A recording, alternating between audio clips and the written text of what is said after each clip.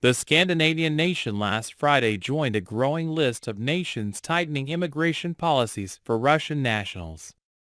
As a result, Russian people are now only permitted to enter Finland for family, study, or work-related reasons.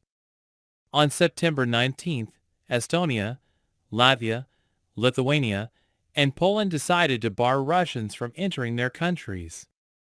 Finland followed likewise on Friday, leaving Norway's brief Arctic border with Russia as the last land access to Europe. The European Union, EU, which quickly enacted a flight embargo following Vladimir Putin's invasion of Ukraine, is currently discussing whether to implement travel restrictions across the board. Putin called up 300,000 reservists on September 21st, starting Russia's first mass mobilization since the Second World War. Since then, hundreds of Russian men have tried to elude the draft by leaving the country. Reports of miles-long lines at the Georgian border have been made. In the days following the news, the cost of plane tickets soared, with certain locations apparently selling out completely, including Istanbul and Dubai. More than 50,000 people entered Finland in less than a week, according to figures from the Finnish Border Guards, which guards Finland's 830-mile border with Russia.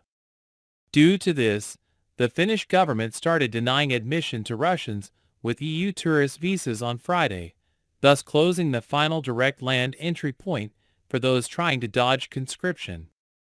The decision in essence aims to fully restrict Russian tourism to Finland and the corresponding transit through Finland, said Foreign Minister Pekka Haavisto during a press conference. Russian immigration, according to Mr. Haavisto, is harming the nation's relations with other nations.